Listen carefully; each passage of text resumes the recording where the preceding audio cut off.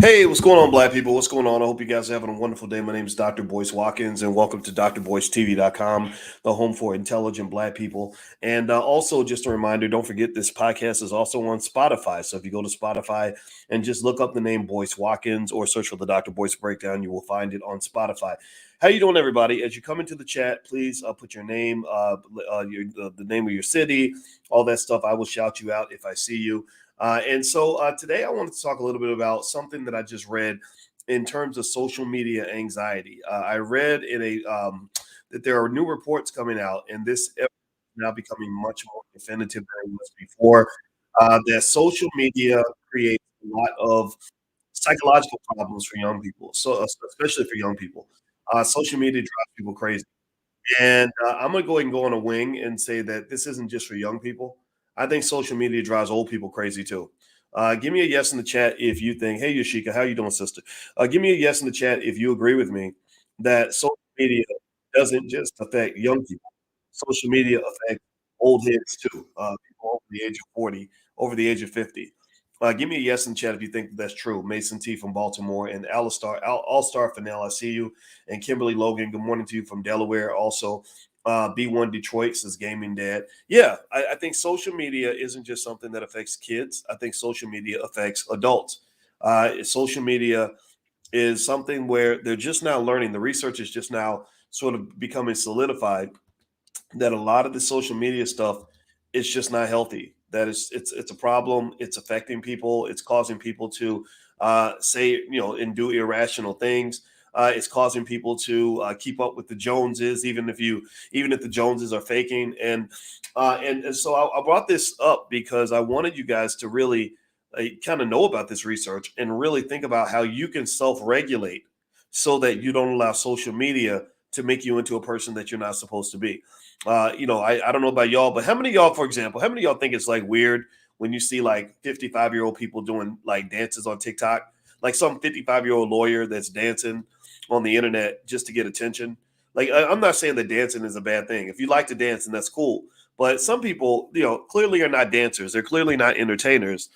But social media makes you feel like in order to get any form of attention, to get any followers, to get any likes or shares, you have to get up there and just make a complete ass of yourself. And and I feel bad about it because a lot of people just sort of get sucked into it. And social media is kind of this weird place where the people who get a lot of the followers are maybe they're comedians who make people laugh, or maybe they are rappers, who are really famous from music that they made, or maybe it's the ladies who are showing body parts that shouldn't be exposed to anybody other than your man, and it makes people feel bad. I think because you have a lot of people.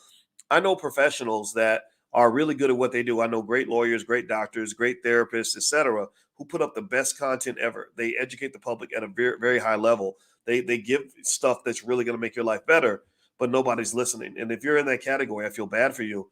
I do my best to try to share and expose some of that, but that's just what it is, right? So anyway, let me do me a favor, hit the thumbs up button, thumbs up, share, subscribe.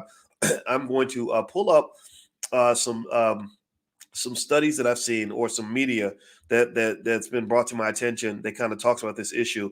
And as I do that, could you please hit the thumbs up, share, subscribe button?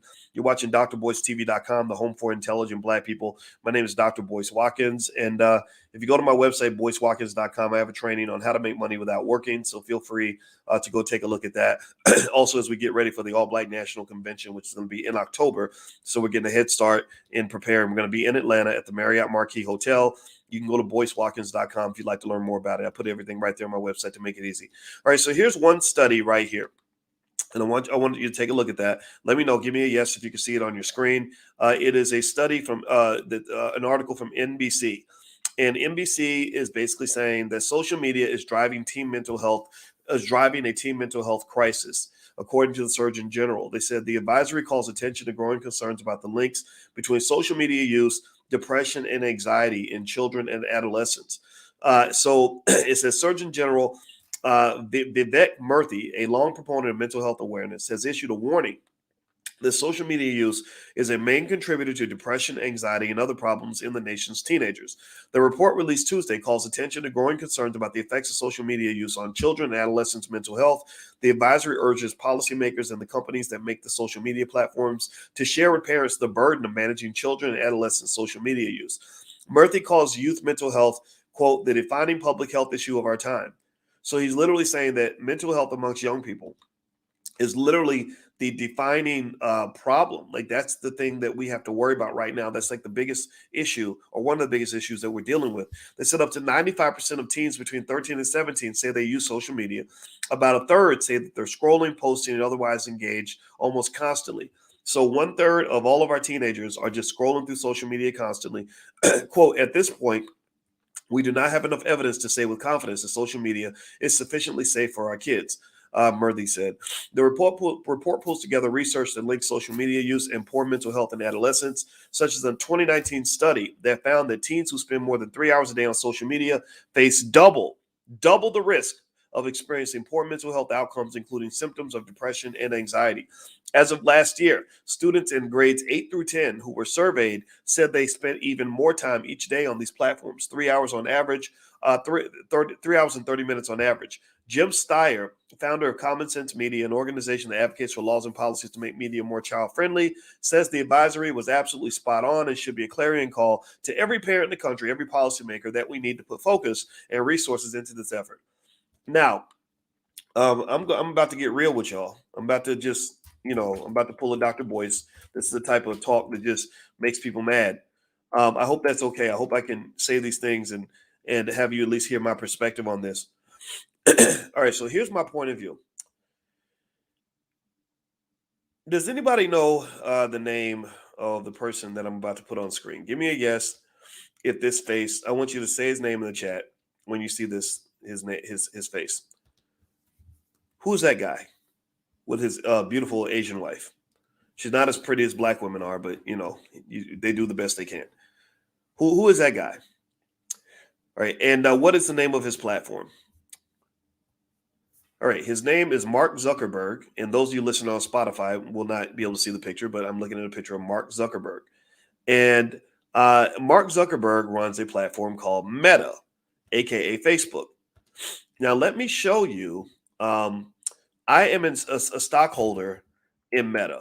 I own Meta stock. Okay.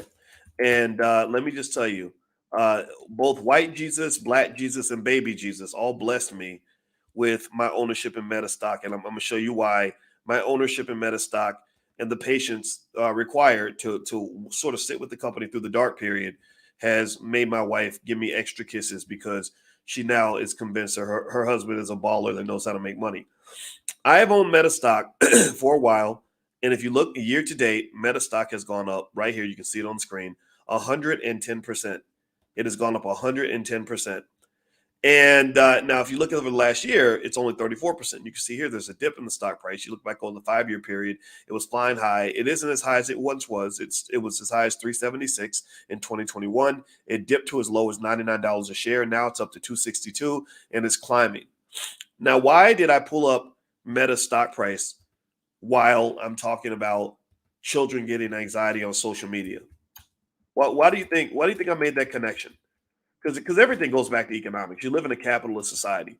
Everything goes back to economics. In fact, why am I being such a prick this morning that as we're talking about social media and anxiety amongst young people, I'm literally showing a screenshot of Mark Zuckerberg's net worth. You can see it on the screen. It's $89.9 billion. So this man probably makes somewhere around $5 to $10 million a day. Why am I bringing this up? Well, the reason I'm bringing this up is because in America, the money's the motive. In America, capitalism kind of drives everything. If you ever want to understand weird things that happen in this country, all you got to do is follow the money. If you follow the money, then you'll find the answer 9 times out of 10. And that's why I love being an expert on money, because I personally think it allows me the extraordinary ability to understand a lot of things about life that other people are still confused by.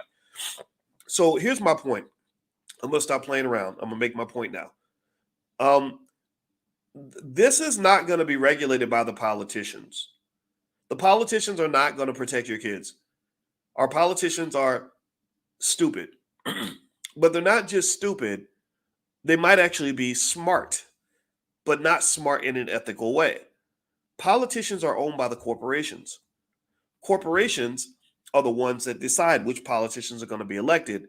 And I can tell you right now that no elected politician is going to be able to accurately and adequately regulate social media because there's too much money being made by getting you addicted to their products. Give me a yes if you understand what I'm saying. Give me a yes if you're following the logic here. See, there's something called in economics. I'm gonna give you a quick economic lesson. You guys know my PhD's in finance, so let me go ahead and break down an economic lesson. There's something called price elasticity. Price elasticity. Okay, and basically, elasticity kind of determines, you know, if I change the price of a product, how much more or less are people willing to buy that product? Elasticity says, hey, look, if this price goes up by 10%, are people still gonna try to use it, or are they gonna switch to another product or whatever? Right. And here's the thing: there are some products where if you change the price a little bit, people are gonna walk away, right? Maybe what they call commodities or whatever. But then there's some products that people will always want. There are some products where no matter how much you increase the price, people are gonna come get it. It might be something like, I don't know, makeup. Like women will always want to get their makeup. Even during a recession, people will buy makeup or liquor. Liquor, people gonna always drink, even if you put a tax on liquor, even when you put a tax on cigarettes.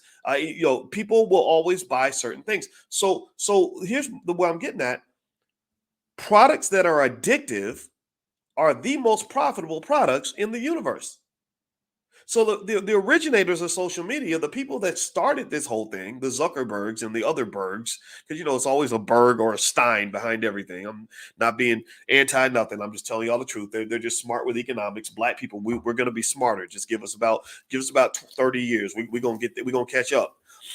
But the people that run social media, their number one goal in the invention of social media was, how do we make people addicted to our product? How do we turn social media into digital crack? Do you understand what I'm saying? So what they did was they went and they studied all the psychological literature. My wife is an expert on addiction, by the way. I just, I love bragging about my beautiful wife. I'm honored to be married to a smart black woman.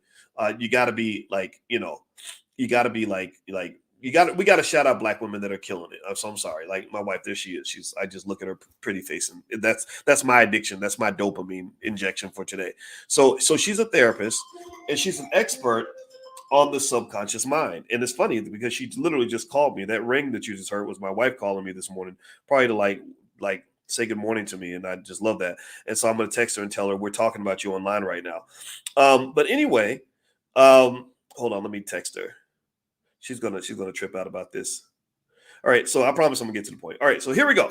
So she's an expert on addiction, and the thing about it is that social media is designed to make you an addict. It's designed. Does anybody notice how some of you may feel withdrawal when you aren't on social media, or maybe you start scrolling and time just kind of flies by because you just keep on wanting to look at the next post? Well, they studied little things like how to randomize the content so that you'll keep scrolling because you never know if that next post is the one that's going to give you that dopamine hit. That if you don't know if that next post is the one that's going to make you happy or make you sad or make you smile or whatever. And and so people, it's designed to be addictive.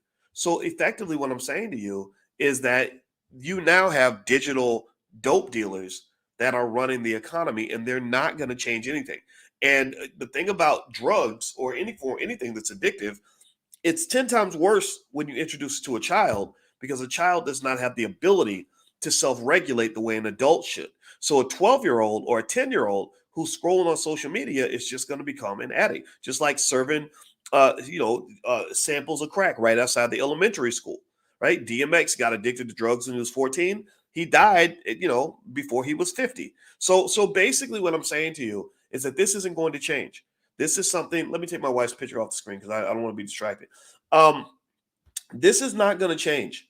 This is not going to change. So you're going to have to be the one to regulate your social media engagement and the engagement of others in your family. Now, Damani's asking a question here. He says, 30 years, boys.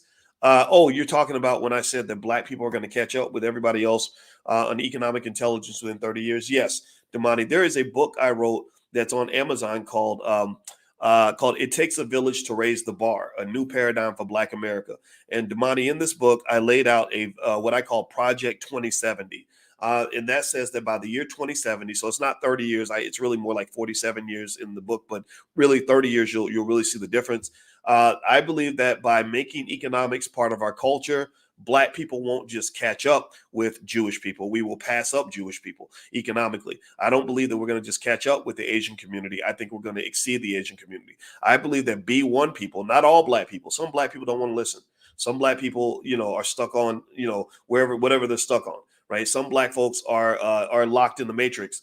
But I can tell you, B1 people, and I know y'all. I see y'all when we go do the conventions. I see you at the Black Wealth Summits. I see you, you guys. A lot of you have read my book, The 10 Commandments of Black Economic Power. My goal is to basically take my PhD and spread it throughout the entire black community. I want the entire black community, everybody that's listening, to know a big chunk of what I know, because the superpower of having a doctorate in finance is that it takes you far beyond where you could get if you're a stockbroker, or far beyond where you can get if you're a financial advisor. I used to teach financial advisors. I taught stockbrokers. I taught MBAs and PhDs. So when you understand it at that level, you understand economics from about 100 different angles that allow you to literally get ahead of the competition. So I see race and economics as inextricably linked. Why do I see it that way? Because money is the number one variable that's used to control black people. Most of y'all don't speak up on your job because you're afraid of losing the job. Are you afraid of losing the job? Well, because nobody taught you about financial security. Why don't you have financial security? Well, because nobody left you an inheritance. If somebody had left you an inheritance, then you would have enough financial security where you will be able to tell your boss to kiss your whole entire black ass. But you can't do it. Why? Well, because you're economically vulnerable. In America, people who are economically vulnerable have to sell themselves into slavery, especially when you've been saddled with this idea of getting a ton of student loans, and then also spending like there's no tomorrow, and also believing that working for other people is the best way for you to get money. So that's one of the things that we're doing, is we're fighting culture. We are in a cultural war, and we are winning that war. B1 people are getting it done. I talk to you guys all around the world, and I can tell you that what I'm seeing is extraordinary. I see something so beautiful that you can't even imagine. So is the whole black community going to get there? No, but there's going to be a pocket of the black community, just almost like how the Jewish community, you got the liberal Jews, conservative Jews, Orthodox Jews, etc.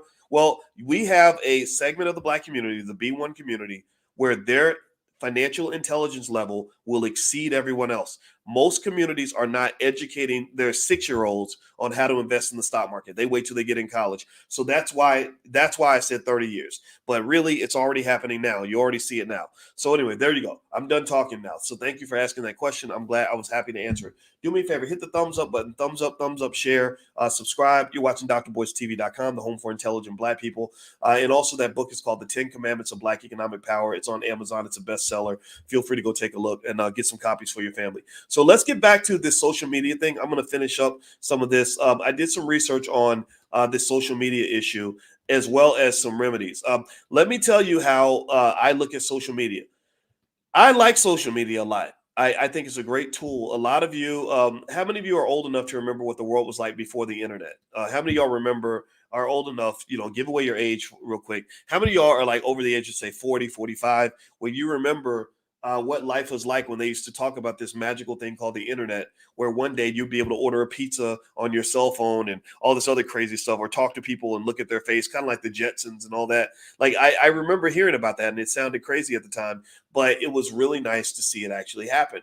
Why? Well, because it allowed certain things to happen that couldn't happen before. Like, for example, in the old world, you never would have heard of me. You never would have heard of me because white people don't put black men like me on TV. I'm not stupid. I'm not a rapper. I'm not a basketball player. I'm not a comedian, right? So basically, black scholars are kind of hidden away. So I had to build my own platform in order to do that. Well, how did I do it? Well, I invested millions of dollars over the years. Like, I made millions of dollars, but I invested a big chunk of it right back into the black community, literally by building my platform. People think I just got lucky and somebody. I think I saw a conspiracy theory. Dr. Boyce is really being financed by the Jews. I'm like, who are these rich Jews giving me all this money? Because I need to find them, because I got more things to do. So please, let's find those people and let's get that bread. But anyway, I'm kidding. In all seriousness, though, I saw technology back in 2006 as an opportunity for me to really expand beyond the walls of the job I had at Syracuse University. When I was teaching at Syracuse, I used to teach 30, 40 students in each class. And I said, this is not the best way for me to impact the black community. I said there are so many people who can benefit from the things I'm teaching every single day, but most people can't afford $76,000 a year or whatever it was to go to Syracuse. So what I did was I reached out on social media and found that Facebook, Instagram, YouTube, Twitter, all that was a great way to reach my people. And I only wanted to talk to my people. I didn't want to talk to all people. I just want to talk to my people. And so that's what we've been doing. And so social media has been really beneficial. If you follow me on Instagram, where my Instagram is the Real Boyce Watkins, you'll see I'm on there every single day. I'm on there so much that people think that all I do is sit on social media and post every day, and that's not true. I just haven't really. I'm really into time management, like at a microscopic level. So, and I mastered that at the age of 19, which was really the key to my success. I see time very differently from other people. I encourage you to consider doing that if you want to be successful at something. And I just get a lot done, right? So social media is beautiful if you use social media to achieve an objective. That's my point. It's beautiful if you're running a business. It's beautiful if you have a message. It's beautiful if you just want to keep up with your cousins and see the new baby and whatever. You got a lot of friends or relatives that you would never want to talk to on the phone on a regular basis. You wouldn't want to go actually see them, but you can like scroll past their post and hit the like button. That doesn't take much time, and it allows you to keep up with their lives, right? So give me a yes if you agree that social media can be a beneficial thing to have in your life. I think social media is cool. Here's the problem: social media is designed to stoke your emotion. There are very few groups of people that are more emotional than black people. We are just so easily triggered. I guarantee you, next year's an election year. Watch how many stupid little tricks they use to get black people triggered during the election year. I guarantee you there's going to be some police shooting that they splatter all over media to convince you that the only way your black son can die is at the hands of a cop, right? Which I don't agree with that. I'm not saying cops are wonderful. I'm just saying that every black man I know that's been killed got killed by another brother in the hood over some hood shit. And I'm not saying it doesn't happen, but I'm telling you, like, politically, they manipulate you. They use social media to manipulate your emotions, get you all riled up and mad. They show you a video of some black person being killed. They love black trauma porn. They love trauma porn. Anybody seen that new? How many of y'all saw where they're putting out the color purple again? Anybody? So they're remaking the color purple right now. Anybody kept up with that? Yeah. So they're gonna remake the color purple, and let me just tell you, I don't know about y'all. I don't know if I sound bad. I hope I can say this and still be loved, but I'm not going nowhere near that shit. I'm not watching. I am not interested. I saw it in the 80s. I don't need to see it now. I just don't. I don't need to see more stories about how black women are being tortured by black men, and or how black people just are in a constant living hell, and all we can do is survive. We can't actually prosper or thrive. We just all we can do is survive. Um, that black people, are supposed to always be at each other's throats. I just don't like that. I don't know about y'all, but I'm not going to watch The Color Purple. And I really think it's really fascinating that in Hollywood they love to tell black stories that are depressing as shit. They just love to do that. They love to remind you, like, oh, you just black, you just a Negro. You can't actually accomplish nothing. You can't get nowhere in life. You barely surviving. You barely breathing. Well, let me tell you a little secret. If you are operating on that low vibrational frequency, then you can't really rise. If all you're doing is playing strugglenomics, how in the hell are you gonna play powernomics? You can't play powernomics if you're always playing strugglenomics. The person who's barely trying to keep from drowning is never gonna be a great swimmer.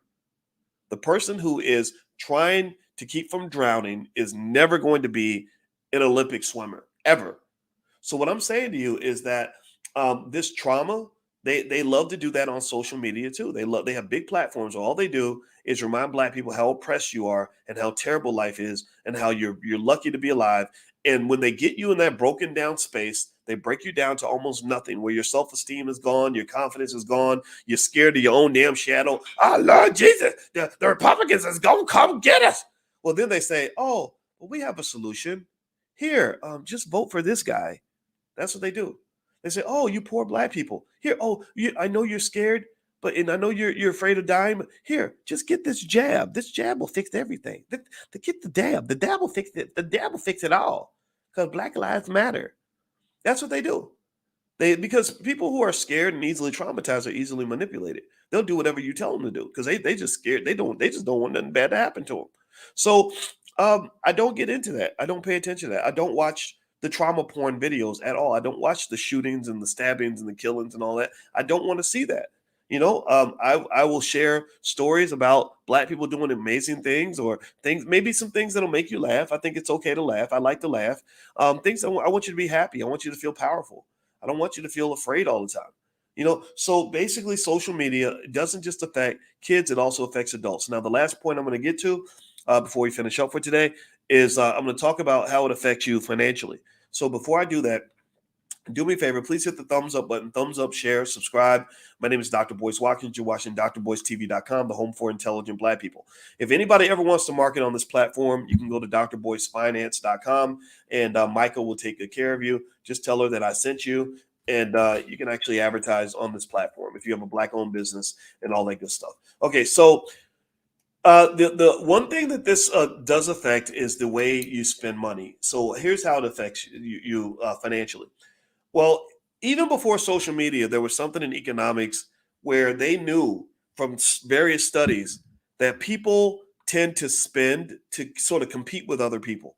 They called it keeping up with the Joneses. That's been around for a long time. We know what that was even before even before social media came along. Well, basically, social media is dangerous because it's like keeping up with the Joneses on steroids. Okay, it's literally where you're literally scrolling and you see your friend sitting in front of a new Mercedes with a bow on it, and they'll put a hashtag blessed. So they'll do like those humble brags. And then you'll see your other friend who's on vacation in Tahiti, living their best life, taking video of their toes while they're on the beach. And it makes you feel bad. It makes you feel bad. And then even beyond the economics, you see, poor women, young women especially, are watching these other women and their bodies and having all these body image issues. Or you see somebody else's relationship and it looks like they have the perfect relationship, and that's not the case. So you see, some of the boys will see Andrew Tate driving a Bugatti and they'll feel like they need to have a Bugatti. Or there was actually a 28-year-old kid who said if you don't have a Lambo by the age of 30, you're a loser or something stupid like that, which really pissed me off because I couldn't afford a Lambo till I was 40. Right. And even then I don't want to buy a Lambo because that's a bad waste of money. However, some things take time. Right. And so setting realistic expectations for your kids is really important and helping them understand that social media is just watching social media is just like going to the movies. Everything you see on screen is fake. Tom Cruise really isn't, the guy he pretends to be in Mission Impossible. Denzel Washington really isn't the guy that he plays in The Equalizer, where he can kill people in 15 seconds. That's not real. So social media is the same thing. Your friends who pretend to have perfect relationships, that shit ain't perfect. Come on now. Relationships, I don't care how beautiful it looks on the outside. Relationships are hard freaking work, hard work. In fact, don't even do it if you ain't ready to do the work. I'm telling you, there's benefits, but if you ain't ready to do the work and the person you marry ain't ready to do the work, then please don't do it because you're going to waste everybody's time. They're going to waste time going to your wedding, and then you're going to get divorced a year later, and then it'll be like you wish you never done it. Um, the people who pretend to have all this money, I'm gonna just tell you like this: people who tend to be flashy with money usually don't have any money. They're trying to portray some sort of external image, or there's some insecurity that's driving their desire to brag in front of other people. People who are flashy with money, I have zero respect for that. So ultimately, don't let that stuff get you caught up. What I do with social media is this: I turn off every single notification on my phone except for the ones that add value to my life. Let me say it again. I turn off every single notification on my phone except for the ones that are adding value to my life. I don't take phone calls. Everybody calls me, boys. Every time I call you, man, your ringer's off. Yep, that's because I'm focused. I got a goal. I got things I got to get done. That's how I get everything done. In case you're ever wondering why it seems like I have so much stuff that I'm so productive and like I don't sleep. No, I sleep a lot. I take 2 naps a day, but I spend my time on the things that matter. I'm not going to spend time on the phone talking to yet another person that's going to be asking me for money or asking me for favors or whatever. So I turn my ringer off when I'm down to getting down to business. I got a goal. My mission is to make B1 people the most economically intelligent people on the planet. I ain't got time to be wasting talking about no BS on the phone with you or drama or gossip. Number two, I don't check email very often. I check email about once a week. Um, so if you ever email me, just so, no offense, I got stuff I got to do. Number three, I don't take any notifications for sure from social media. I turn it off except for when I want to hop in there and do something, and I put it in a box. So I'll give myself 20 minutes to go through Instagram, and when the 20-minute mark hits, I'm out. I'm gone. And some of you will even notice if you follow me on Instagram. My Instagram is the Real Boys Watkins. You'll notice I'll pop in there and I'll make comments and respond to a couple people, and then I'm out. I'm gone. I'm over here, right? So basically, social media, the goal is you got to control your social media. Don't let your social media control you. They want you to have all the notifications. They want your phone to beep and buzz at every turn. They want everything. They want to constantly disrupt your flow. Remember, when you're accomplishing goals, when you're working on something, you got to get into a flow. When you get into a flow, it's hard to stay in the flow if you got your phone rings and then it beeps and then it buzzes because they've trained you. Has anybody ever heard of Pavlov's dog? Has anybody ever heard of Pavlov's dog? That experiment. If you don't know about Pavlov's dog, you should know about Pavlov's dog. Pavlov's dog was a dog that was trained to salivate every time he heard a bell, because what they did was they associated that dinging of the bell with food.